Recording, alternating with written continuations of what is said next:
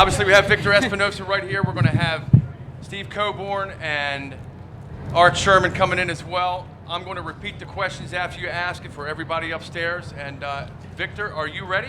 Yes, I am. Congratulations. Thank you. Thank you. Well done. Thank you, sir. Questions? Yes. Did you start him earlier than in the past? And if so, was there any reason they planned to that? The question is, did Victor pull the trigger? Did he start him earlier than in the past? And if so, why? I have to, because the outside horse, he was pushing me. He make me move on the half-mile pole. And I really don't want it. I want to weigh as soon as possible. I thought I was like, in the perfect position. And I just want to wait as long as I can. But, when the outside horse, he come and attack me, and I had to just let it go slowly. I don't want to, make a strong move in that point.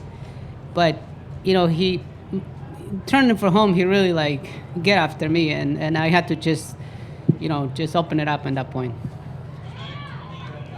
Victor, does this feel different than in 2002 when you won the first 2 legs in the Triple Crown? And if so, how is it different this year? The question is, does this feel different for Victor for winning the first 2 legs of the Triple Crown? And if so, how come? That was tough today. It was tough because this race, it was just a little complicated. I bounced out of there and running out of the gate. And I saw one horse, he took the lead. And I thought, okay, that was good. I'm sitting right second and behind the other horse. And then suddenly somebody else just come by the turn, and he just trying to go with the other one. And I had to just go steady, wait. And one of those things that hope that I can make the right decision, just to wait and let the horse clear me and sit in behind them, without even irritate California Chrome. And it was just then the 10 to the seconds that you had to make that decision, hope for the best. And after the other horse, it got clear, so I sit third, and I thought that was perfect.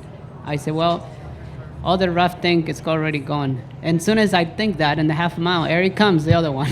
They attacked me too soon. And there he goes. It's like, wow, this is crazy. It was very challenged for me. And I was telling somebody, I don't even know who, they were so excited that I win the race, I don't even know who I was talking to.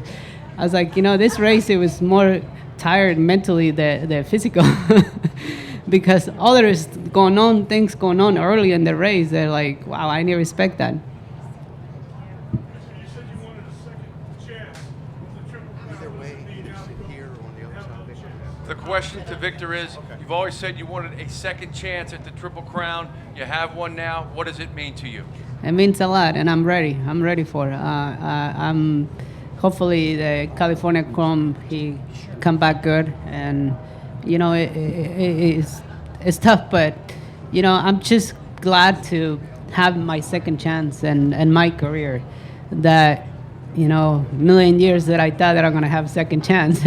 I was very close for once, but it didn't work out. So life goes on, and over a decade, there he goes. I'm here again. Is this his toughest race for you? Yes. The question is, has this been his toughest race for Victor? Yeah. And why?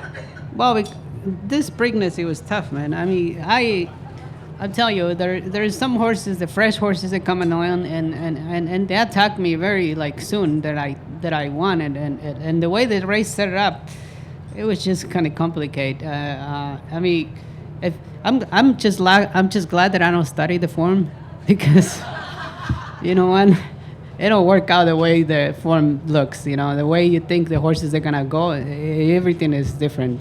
But you know what? I never have a plan how I want to ride this horse. Every race that he run, and many people ask me how are you going to ride it, and I wish I know. Some of it maybe thought that I'm not gonna tell the truth, but it is the truth. I go like a blind guy goes to how I going to ride it. I make my decisions in the race.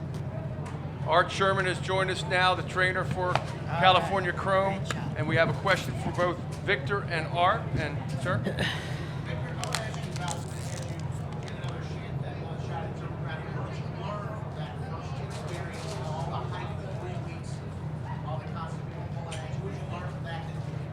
The question to Victor is, what did you learn from your first run at the Triple Crown in regards to the hype and all the things off the track that go with it? What did you learn from that? I learned a lot. I think in the first time, I've been there, I was kind of like, some things that I was not ready for. Some things that I did that I shouldn't have done it, or some things that I done it that I'm just glad that I did. But you know what? Now there's like, I have a second chance, so I probably enjoy myself a little bit better, and go day by day, because you never know. As long as California Crown come out good and ready for the next step, I'm ready. I will be ready too. Charles? Yeah, this is really a question for both of you. I mean, are you kind of amazed that no matter what situation he switches in, he seems to respond every time? And do you have any reason to think he won't respond the next time? The question for both Victor and Art is, are you somewhat amazed that this horse is able to respond to every challenge, and do you think he can do it again? Art? Well, after watching him today and, coming back in 2 weeks, which I never usually run a horse that quick back, and now I got 3 weeks, a mile and a half. It's quite a challenge, I'll tell you. It's you have to have a very good horse to win these 3 races, and I'm hoping I've got one right now. Victor? It's not easy. If it was easy, a lot of horses could have won the Triple Crown, I mean, 30-something years, just crazy. It has to be a super horse to win that. It's so close to the races. They'll lose so much energy.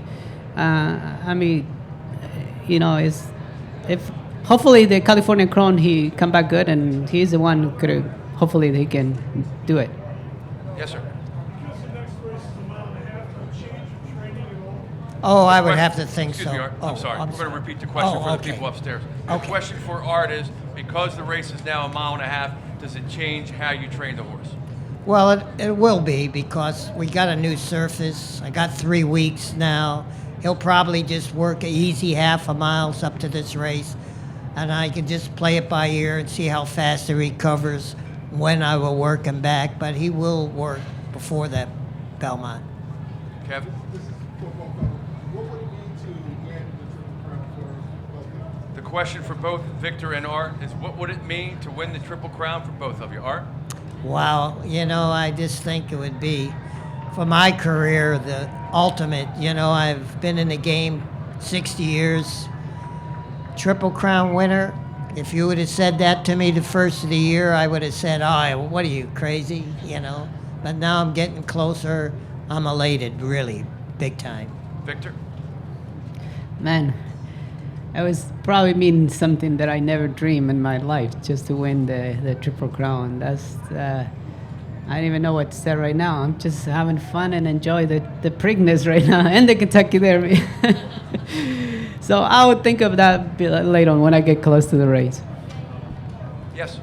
Victor, is this also a victory for the city of Hope, the children with cancer who you have helped so much? The question for Victor, is this a victory also for the kids with cancer, the fund that you've helped so much? Absolutely. I mean, the City Hope, it got my support as long as I ride horses. As long as I'm a jockey, I always support the City Hope for kids with cancer. Not just the kids, every human being that have cancer. I want to ask anyone upstairs if they have any questions for Art and Victor. We have some more questions here, but if anyone has some questions upstairs, please feel free to ask away. Yes, sir. Art, I wonder if you could walk us through your view of the race, your level of confidence as it unfolded. Did it unfold as you expected? Is that for Art or Victor? Art, could you please walk us through the race, how it unfolded as you saw it?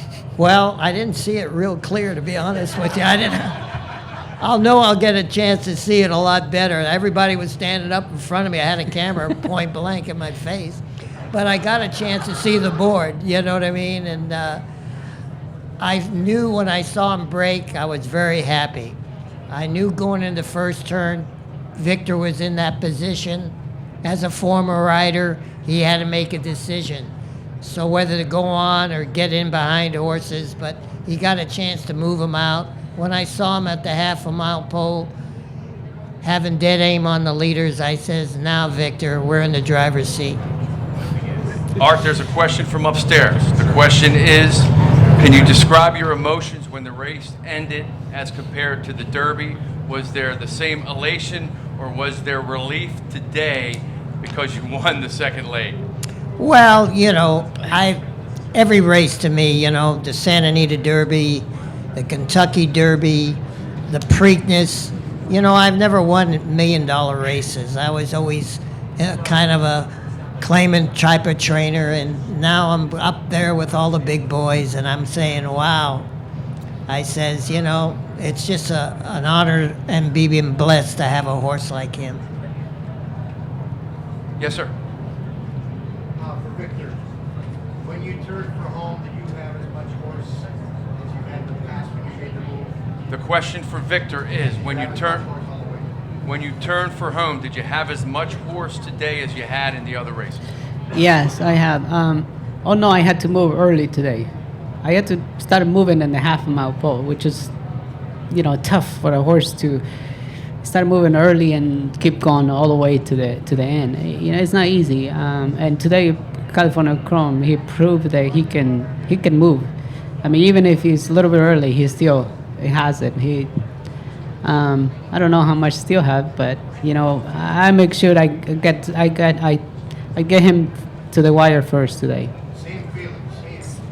Same feeling, Same feeling. Yes. I believe this is California Chrome's sixth straight win. What is the biggest contributing factor that has him so comfortable in these races? The question is, she believes this is the sixth straight win for California Chrome. What has been the number one ingredient for that winning streak right now? I think the way I ride him. I'll drink to that. We could probably end that right there, guys. I think she wants maybe a little more in depth there. Great answer, though. I have to give you credit for that. There is another question from upstairs, Art, and any more questions from upstairs, let me know.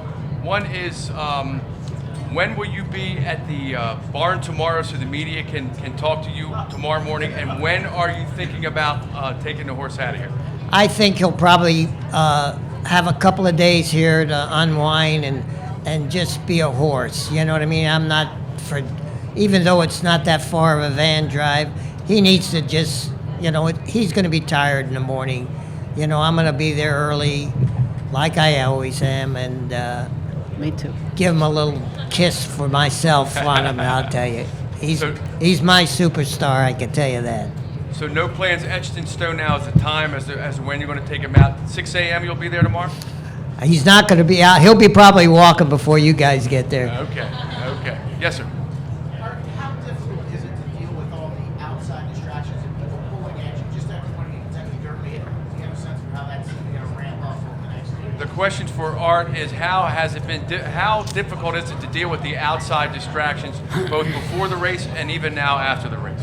Well, you know, I'm kind of getting used to it, you know. And after we won the Kentucky Derby, I said, wow, all of a sudden I feel like Willie Nelson, the old rock star, coming through the airport, you know. So I'm getting kind of used to it. And, you know, sometimes I need to take my little siesta for about an hour. I call it just charging my battery a little bit, and then I'm okay. Victor, how hard did you ride him? Pretty easy on him in the stretch in Churchill.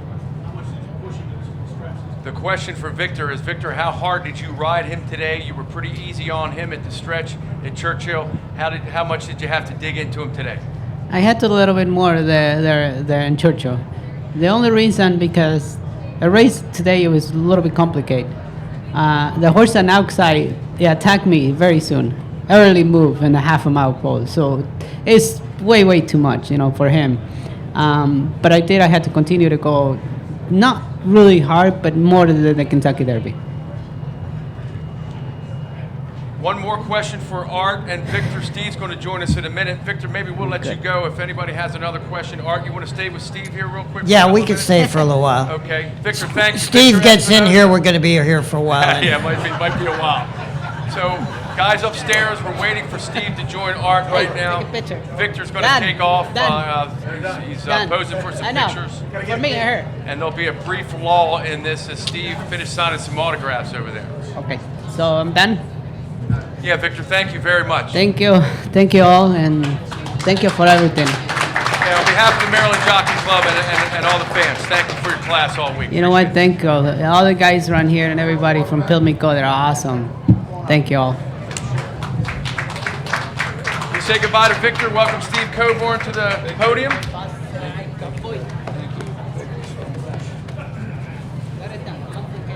One more. Let's do the back. Okay. Thank you, Victor. And guys, Yeah, me too. Guys upstairs, if you have a question, just let me know in my That ear jackass as is Steve a lot bigger answers. than the other one. I know. Bigger target to run at. You got that. Arthur, you doing all right? I'm here. Well, I just got here. I know. I shed a lot of tears out there. So. I hear you. All right. Steve, congratulations on behalf of the Maryland Jockey Club. Thank you Congratulations very on a much. Spectacular performance. That's Elvis, you know. Thank you very much. Anyhow, okay. Charles, you want to start us? Yeah. I mean, Steve, you keep having a lot of faith in this horse. You keep predicting victory. It keeps happening. I mean, are you still feeling that in your heart? You know, Steve- both about today and when you're looking forward? Yes. Hang on one sec. I just need to repeat the question, all the Okay, questions for the all right. people upstairs. The question, guys, upstairs to Steve is, you've always had a great feeling about this horse. You keep predicting wins. He keeps winning for you. What's next? The Triple Crown. You know what? I don't mean to be bold or cocky or arrogant because I've said this. I've said it 100 times if I've said it once. When I saw this colt, I saw this baby when he was a day old. I told my wife, I said, Carolyn, this horse is going to do something big. I don't know what it is, but we're going to stay in the game to make sure this colt gets to be the best that he can be. And I've been a firm believer in that ever since. And he's not proven me wrong. This is a nice horse. He loves people. He loves what he does. That's why he's America's horse.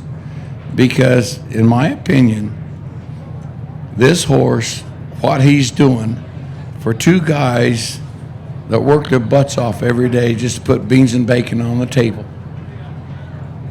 this horse has given everybody else out there the incentive to say, you know what? We can do it too. We can do this also. No, it may not be a racehorse. It may be an idea that they have in their head for a new product or whatever the case may be. But we just hope that this horse is letting America know that the little guy can win. The little guy can do it. Because this is the little guy here. Have you ever seen him? He's only about that tall. But honestly, folks, I don't know how to explain how I feel within my heart and soul. It's hard for me because I get very emotional about it. But I honestly believe this horse is America's horse. He's giving everybody that little light bulb when it clicks on. Say, you know what? We can do this. We can do this with just a little bit more try. We can do it. And I've always told my wife, I said, when I die on my headstone, put my name and say a man that loved his wife, his children, his grandchildren, and he always had try. Period. This is for Art and Steve. Can you imagine what kind of reception you're going to get when you get to New York? The question for both Art and Steve is, can you imagine the kind of reception you're going to get when you get to New York? All I know is my wife already bugged me. She wanted to go see a play downtown, so I know I'm in trouble right away. So your wife's been talking to my wife, right? That's right. Steve, how about you? I've never been. I'd never been to Kentucky. It was always on our bucket list to go there, not necessarily for the Kentucky Derby, but just to go to Churchill Downs. We went to Kentucky with the favorite to win the Kentucky Derby, and we did. We came to Maryland with the favorite to win the Preakness, and we did. I think I'm going incognito going to New York. I'm going to go buy me some dreadlocks and some Billy Bob teeth, and I'm sliding in the back door. Because you know what?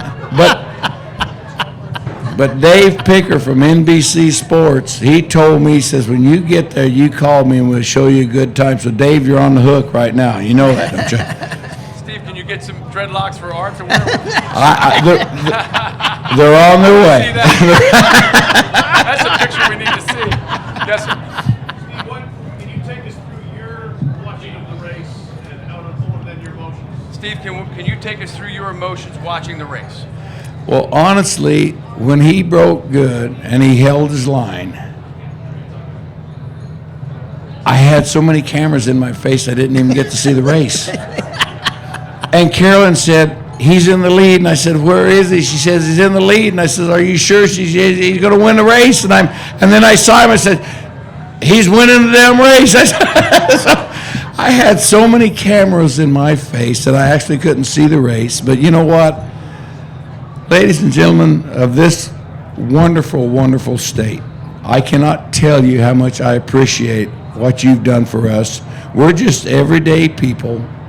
We go to work every day, and what you've done for us, I cannot express how much I appreciate it. You know, I looked in the mirror this morning, and I thought I had me like a royal birthmark on my butt, but I didn't, because you people have been treating me like I'm royalty here. So thank you, Marilyn. Thank you so much. Yes, sir. Art, as crazy as it sounds, are you willing to admit that the no or hell no to the $6 million offer was actually a great decision? Great decision. Art, I'm sorry. Oh, I'm sorry. to interrupt All the right. spontaneity I here. forgot about that. But the question Go is, for it. is as I need crazy a as whiskey. As crazy as it sounds, can you look back now and think that turning down the $6 million was a good decision? Actually, he knew more than I did. Now the horse is worth $30 million. That's my boy. So the answer is emphatic yes. A big yes. Yeah, Jared. And just to tail off that, for both of you, especially Steve, I mean, in retrospect now, the smartest business move you've ever made, $30 million you talk about is what if it were to win the Triple Crown without you there? And Steve, in retrospect, that the deal that you turned down for $30 million, $6 million, $30 million, whatever it was it the best business deal you've ever made? Or didn't make? Not only yes, but hell yes. No, honestly, we were here yesterday, and the man that I said not only no, but hell no, actually shook my hand and said, you know what, I respect what you did. So that tells me that this man actually believed in us because we knew we had a good horse. And this horse wouldn't be who he is today without the trainer, Art Sherman, the exercise rider, Willie, and especially the groom, Raul, because this groom sleeps with this horse more than he sleeps with his wife. So, you know what, Raul, thank you. I love you. You're doing a great job. Art, you got a lot of competition in front of you.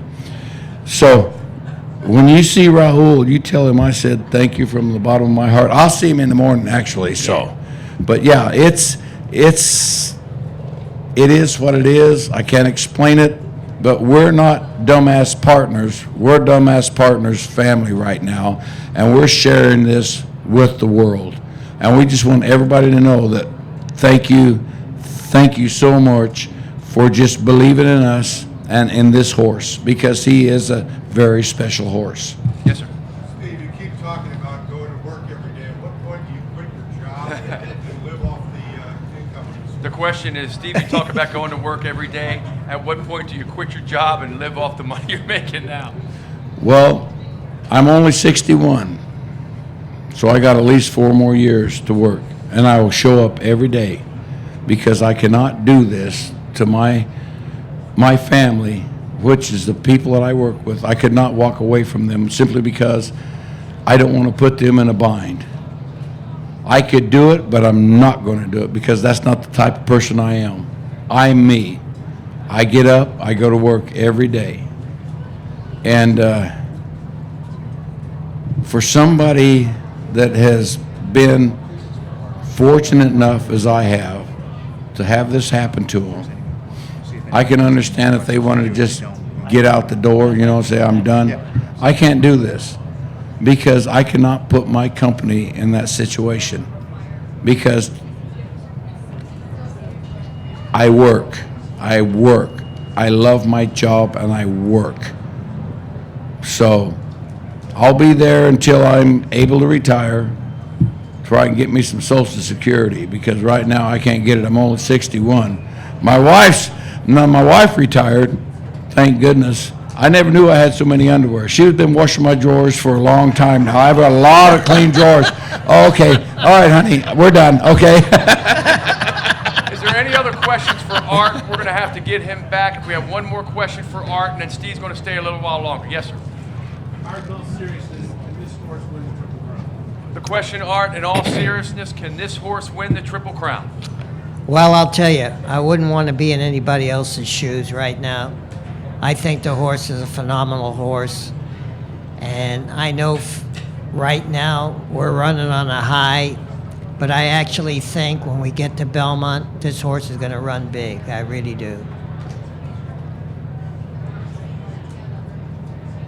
Thank you, Art. We appreciate it. Thank you. Art Sherman, ladies and gentlemen. We're going to head back to the barn. I'll be back there if you need anything else.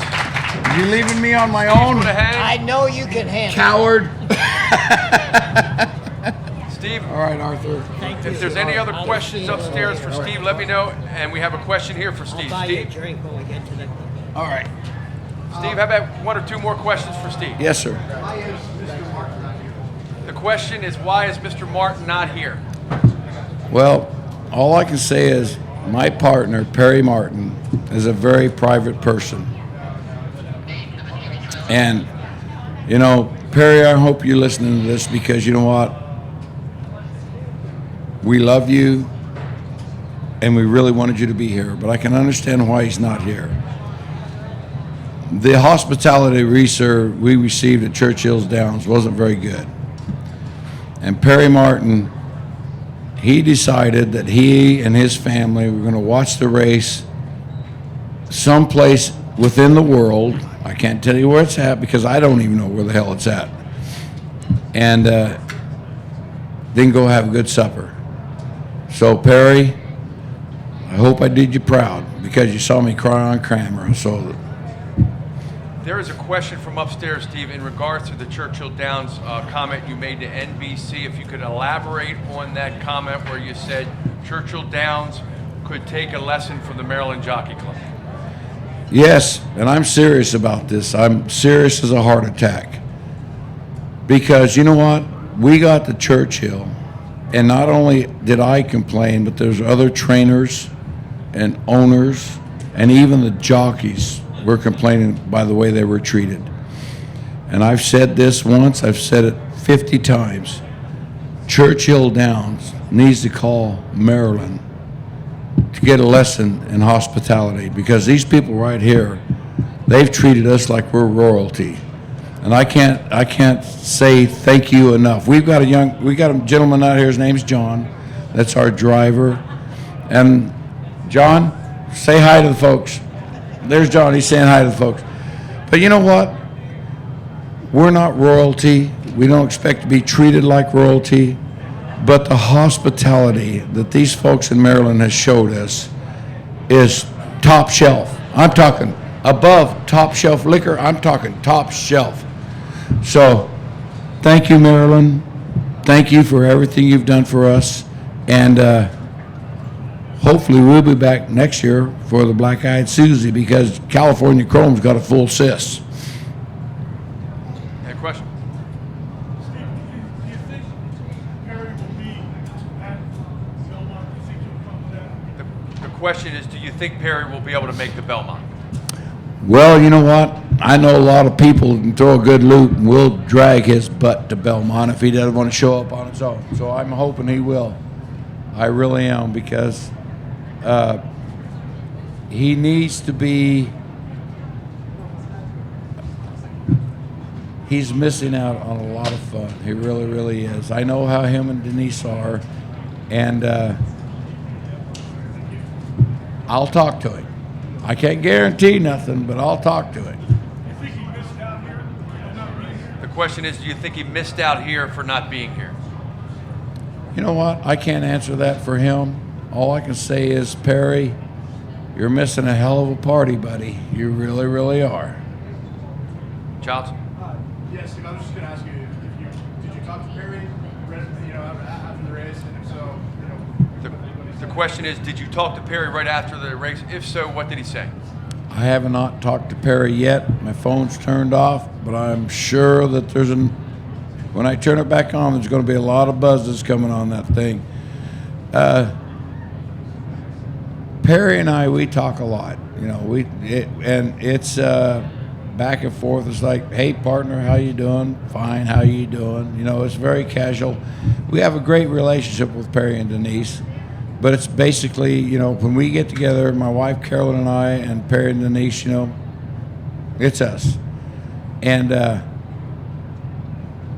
I don't know what else to tell you, but you know what, Perry? We need to go to New York.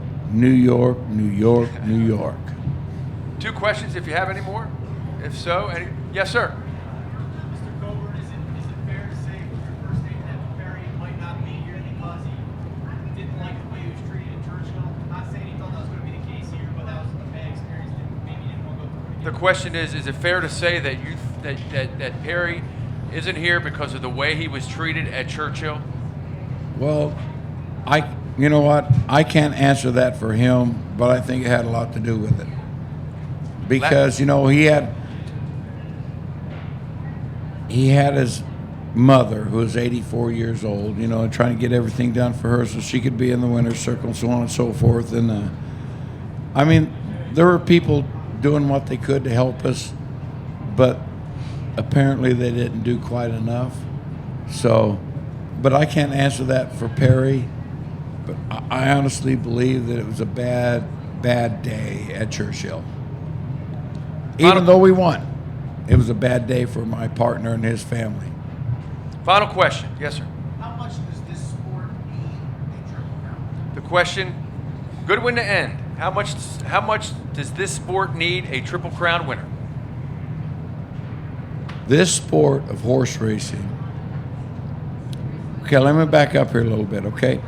We went on the number system for as far as not money based on points, right? And in my opinion, there's trainers out there that train horses just to upset the apple cart. I honestly believe that there's a lot of good horses running out there, and 19 of them started in the Kentucky Derby. I honestly believe that they need to change this sport to where those 20 horses that start in the Kentucky Derby are the only 20 eligible to run in all 3 races. If you bow out in the Preakness, you don't come back for the Belmont. And I honestly believe that if the Triple Crown is not won this year by California Chrome, I will never see it in my lifetime, simply because there's people out there trying to upset the apple cart. They don't want a Triple Crown winner. They want a paycheck. So that's my honest opinion. If they don't like it, I don't care. But that's my opinion. Steve, thank you. Steve Coburn. Thank you very much. Thank you, folks. for everyone. We appreciate it. On behalf of the Maryland Jockey Club, congratulations, guys. Have a great rest of the night.